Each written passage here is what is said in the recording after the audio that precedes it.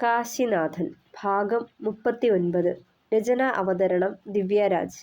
ഹോസ്പിറ്റലിലേക്കുള്ള യാത്രയിൽ പതിവിനു വിപരീതമായി മൂകയായി ഇരിക്കുന്നവളിലേക്കാണ് അവൻ്റെ നോട്ടം പോയത്. മുന്നിലേക്ക് നോക്കിയിരിക്കുമ്പോഴും മനസ്സിൽ മറ്റെന്തൊക്കെയോ ചിന്തകളാണെന്ന് ആ ഇരിപ്പിൽ നിന്നും വ്യക്തമായി കാശിനാഥന്. മെല്ലെ അവളുടെ കയ്യിൽ കൈ ചേർത്തവൻ, എന്താടാ, വലിയ ആലോചനയിലാണോ? ഉടനെ അവനെ നോക്കി ഒന്ന് പുഞ്ചിരിച്ചു. ശേഷം ആ തോളിലേക്കൊന്ന് ചാഞ്ഞു. സാവിത്രിയോട് എനിക്കൊരു നിമിഷം സഹതാപം തോന്നിപ്പോയി കണ്ണേട്ടാ.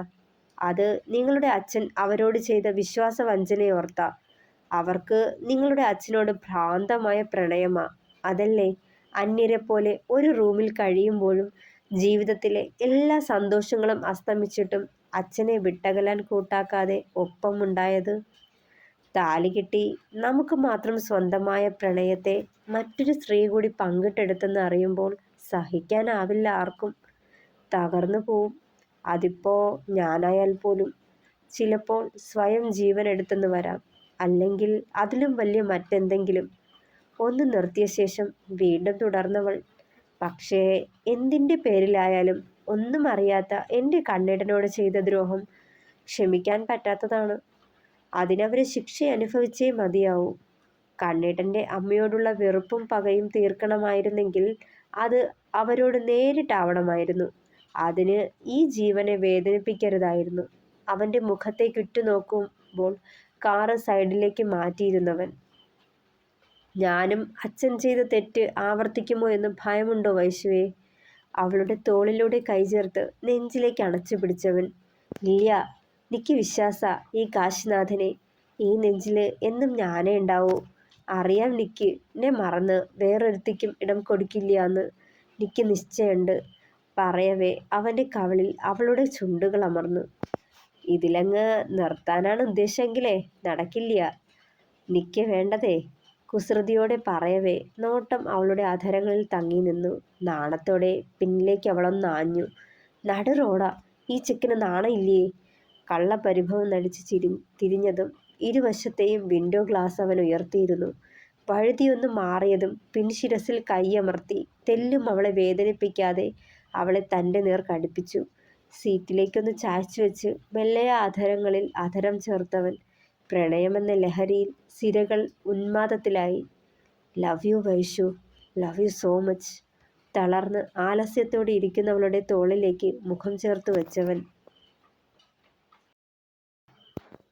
മയക്കുമരുന്ന് കൈവശം വയ്ക്കുന്നത് ജാമ്യമില്ലാത്ത വകുപ്പല്ലേട നന്ദ.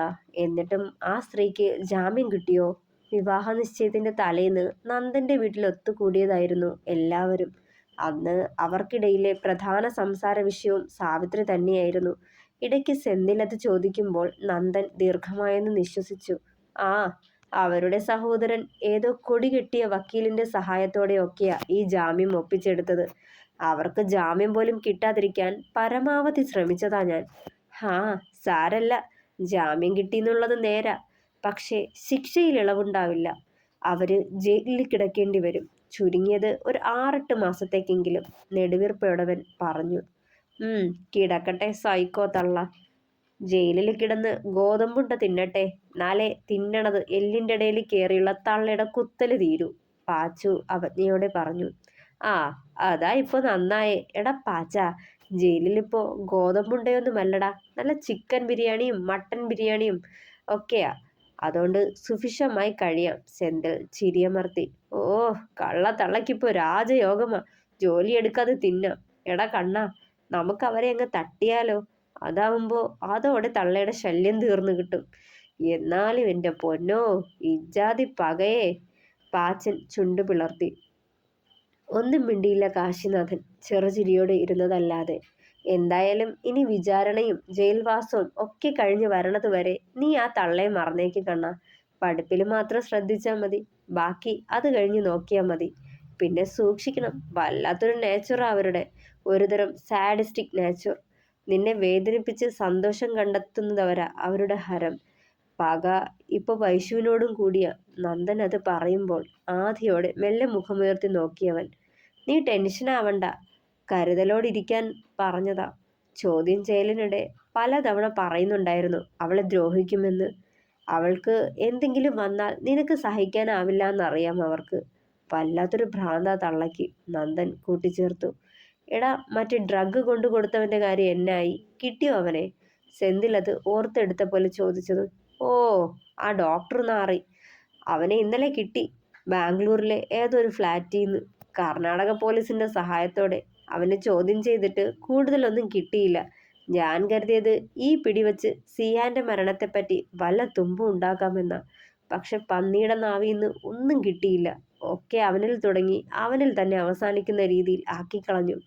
പിന്നെ ഒരു ഡോക്ടറല്ലേ, അതിന്റെ രീതിക്കായിരുന്നു ചോദ്യം ചെയ്യലും. അയാളെ ചോദ്യം ചെയ്യുന്നത് കണ്ടു നിൽക്കാനുള്ള അനുമതി പോലും സാധാ ഒരു SI ആയ എനിക്ക് കിട്ടിയില്ല.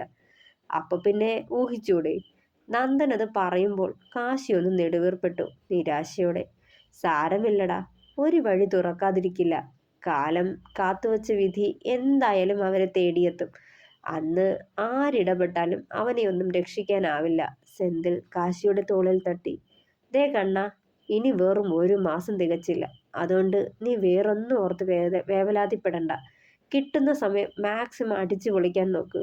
ക്ലാസ് തുടങ്ങിയാൽ ചിലപ്പോൾ ഒന്നിനും നേരണ്ടാവില്ല. അതുകൊണ്ട് ചെറിയൊരു ട്രിപ്പ് പ്ലാൻ ചെയ്യാം നമുക്ക്, ഒരു 3-4 ദിവസത്തേക്ക്. സെന്തിൽ അത് പറയുമ്പോൾ എല്ലാവരും അത് ശരിവെക്കുന്ന പോലെ കണ്ണനെ നോക്കി. അവനും തലയാട്ടി വിട്ടു. പിന്നെ ഞങ്ങൾക്ക് നിന്നെ കാണണമെന്ന് തോന്നുമ്പോൾ ഞങ്ങൾ അവിടെ എത്തും. നീ എത്ര വലിയ കോളേജിലായാലും അതിനകത്ത് കയറി ഓരോ ക്ലാസ് റൂമിൽ നിരങ്ങി മീനുക്കുട്ടിയുടെ കണ്ണൻ്റെ ക്ലാസ്സല്ലേ എന്ന് വിളിച്ച് ചോദിക്കും. അന്ന് നീ ഗോ ടു യുവർ ക്ലാസ്സസ് എന്ന് പറഞ്ഞ് ഞങ്ങളെ ഓടിക്കാണ്ടിരുന്നാൽ മതി. പാച്ചൻ വലിയ കാര്യത്തിൽ പറഞ്ഞതും അയ്യ ചളി. എടാ പാച്ച, കുറച്ചുകൂടി പകതിരിവോടെ സംസാരിക്കടാ. ഒന്നുമില്ലേലും നീയൊരു മാഷല്ലേ? അവനെ ഒന്ന് നോക്കി പുച്ഛിച്ചു സെന്തിൽ. കാശി ചിരിയോടെ അവന്റെ തലമുടിയിൽ ഒന്ന് കുടഞ്ഞു വിരലുകളാൽ. ഓ, ഈ പറയണ ആൾക്ക് വകതിരിവ് വട്ടപൂജ്യമാണല്ലോ. ഇളിച്ചു കാട്ടിയതും കൈവാക്കിനൊന്നും ഇല്ലാണ്ട് പോയേ. അതാ പോട്ടട ചക്കരെ.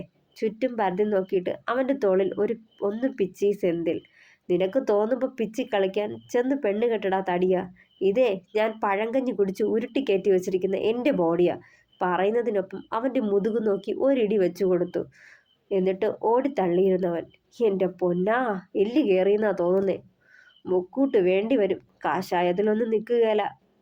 മുതുകൊന്നൊഴിഞ്ഞ് ചമ്മലോടവൻ പറയുമ്പോൾ നന്ദനും കണ്ണനും ചിരി കടിച്ചു പിടിക്കാൻ പാടുപെടുകയായിരുന്നു. ഭക്ഷണം കഴിച്ച് പുറത്തേക്കിറങ്ങിയതും നന്ദന്റെ ഫോണിലേക്ക് ഗായത്രിയുടെ ഒരു കോൾ വന്നിരുന്നു. നന്ദൻ വേഗം കോൾ അറ്റൻഡ് ചെയ്തു. മറുപുറത്ത് പറയുന്നതൊക്കെ കേട്ട് അവന്റെ മുഖത്ത് പരിഭ്രമം നിറയുന്നത് കണ്ട് 3 പേരും പരസ്പരം മുഖത്തോട് മുഖം നോക്കി. താൻ വിഷമിക്കണ്ട, ഞാൻ എത്തിക്കോളാം. കോൾ കട്ടാക്കുന്നതിന് മുന്നേ നന്ദൻ അത് പറയുന്നുണ്ടായിരുന്നു. എടാ, എന്താടാ, എന്തിനാ അവള് വിളിച്ചേ? എടുത്ത വായിലെ പാച്ചൻ തിരക്കി. എടാ, ഗായത്രിയുടെ ചേച്ചിക്ക് വീണ്ടും വയ്യാണ്ടായി. ആള് നല്ല പോലെ വയലന്റ് ആയിരിക്കുവാണെന്ന്.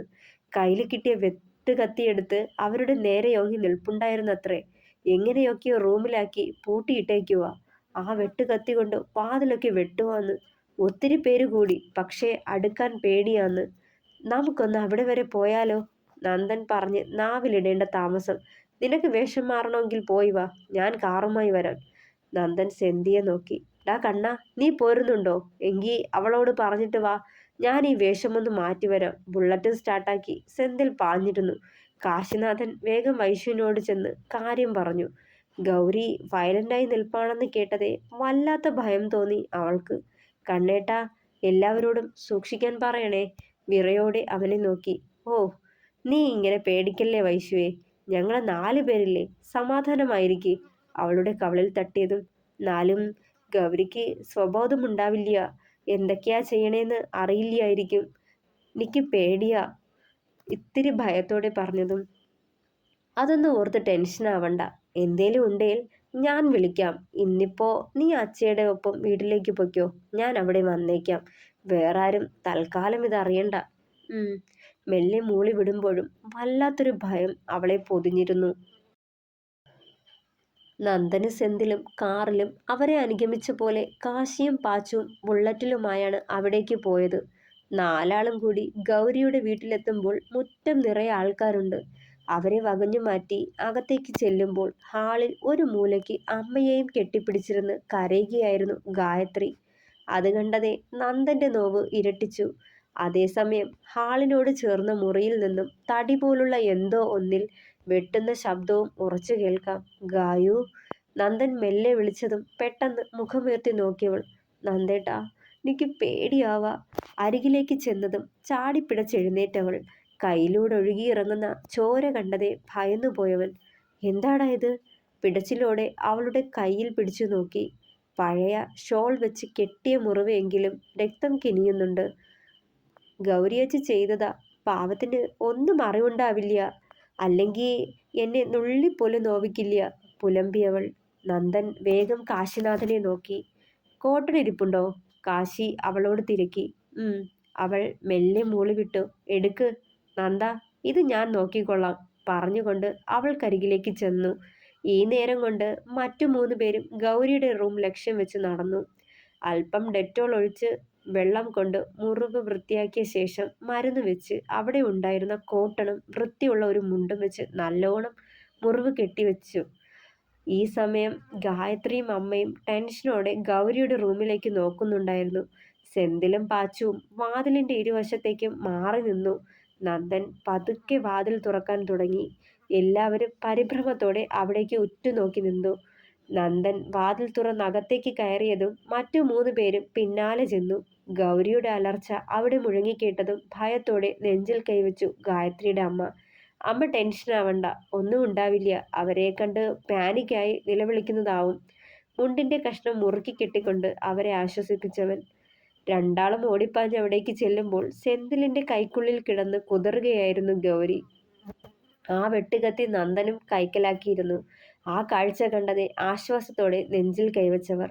അതേസമയം കൈ കഴുകി ഗായത്രി കൊടുത്ത ടവല് കൊണ്ട് തുടച്ച് അവിടേക്ക് നടന്നെടുത്ത കാശിയെ കണ്ടതും ഗൗരി ഒരു നിമിഷം നിശബ്ദയായി. പരവേശത്തോടെ കൺഗോളങ്ങൾ ചലിച്ചു. അലർച്ചയോടെ സെന്തിലിന്റെ നെഞ്ചിലേക്ക് അവൾ ബോധം മറ്റ് വീണിരുന്നു. തുടരും. അഭിപ്രായങ്ങൾ പറയണേ. കഥ ഇഷ്ടമാവുന്നുണ്ടെങ്കിൽ കമൻറ്റ് ചെയ്യുക, സപ്പോർട്ട് ചെയ്യുക. താങ്ക്